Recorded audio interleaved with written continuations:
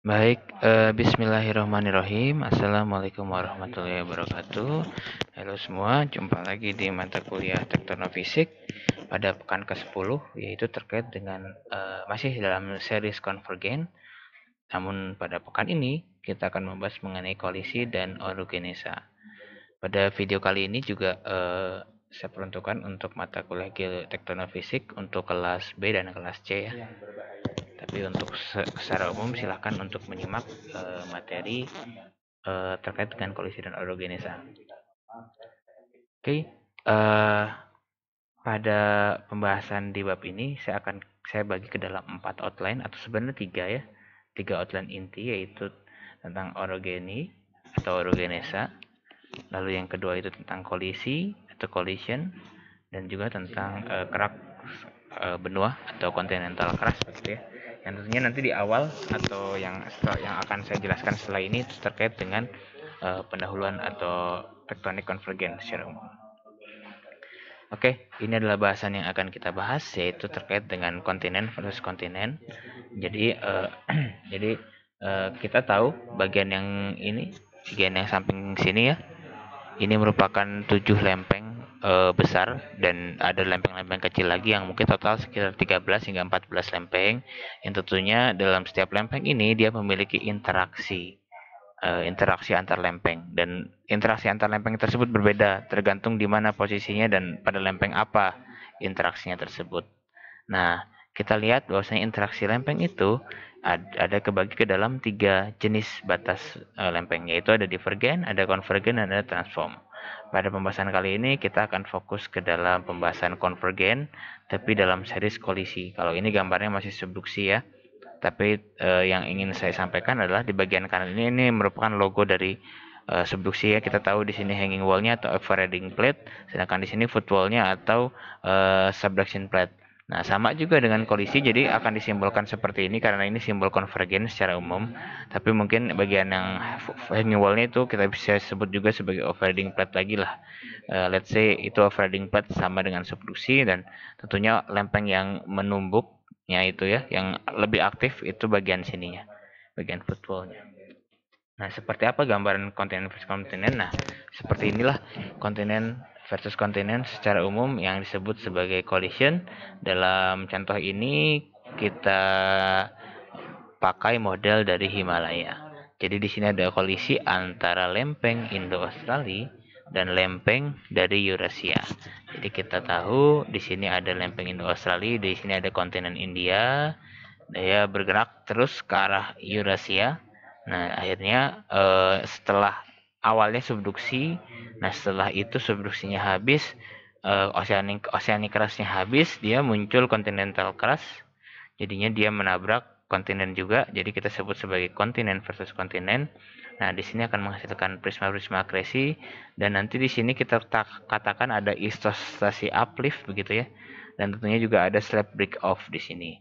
Nah, konsekuensinya apa? Ketika sudah ada tumbukan dan sudah ada isostasi uplift begini, ini akan menghasilkan sebuah pegunungan, sebuah orogen di sini ya, atau sebuah mountain building atau sebuah mountain range maaf. Nah, beginilah.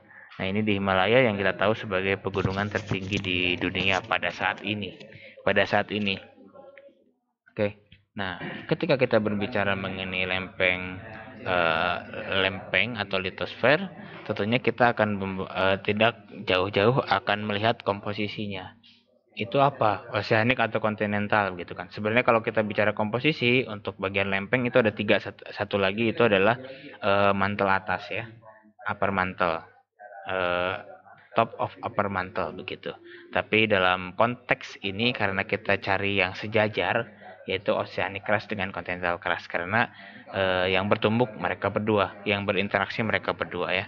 Nah, lalu selain komposisi juga perlu kita perhatikan pergerakannya. Jadi dari arah pergerakan, dari kecepatannya, dan dari timing bergeraknya seperti apa. Nah, ini adalah salah satu contoh dari subduksi. Dari kolisi ya. Jadi ada kontinen versus kontinen. Tentunya ada bagian-bagian oceanic crust yang tersimpan begitu ya atau tersisa begitu ya nanti terangkat juga nanti kita bahas di orogenesa. Nah, ini juga selain dari koalisi juga kita tentunya membahas mengenai sabuk pegunungan atau pembentukan pegunungan nih, bagaimana cara terbentuknya, kenapa bisa ada pegunungan yang sangat tinggi sekali seperti Himalaya, kenapa hanya di sana saja begitu ya, kenapa nggak di tempat lain, lalu apa hubungannya dengan batas dari antar lempeng, ini secara umum saja. Nah, ini akan kita bahas.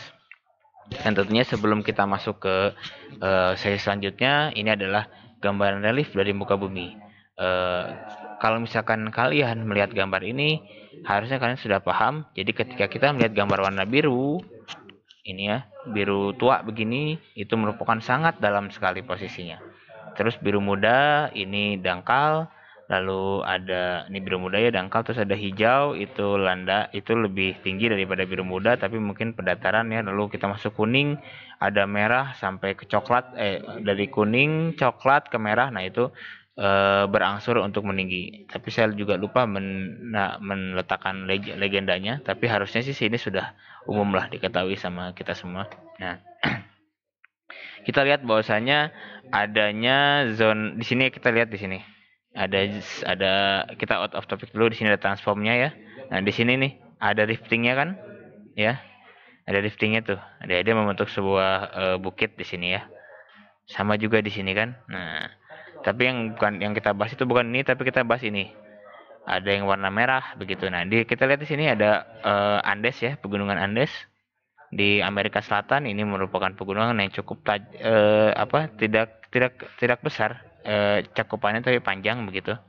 Ini salah satu pegunungan juga. Di sini juga ada di Cordilleran di Amerika Utara. Lalu di sini kita sebut Himalaya ya, Himalaya terus menerus sampai Alpen begini. Oke, nah itu secara umum yang akan kita bahas. Silakan apabila ada pertanyaan nanti bisa disimpan untuk ditanyakan. Oke, sekian mungkin bagian pertama dari rekaman saya. Nanti kita bahas materi selanjutnya di video kedua. Oke, terima kasih.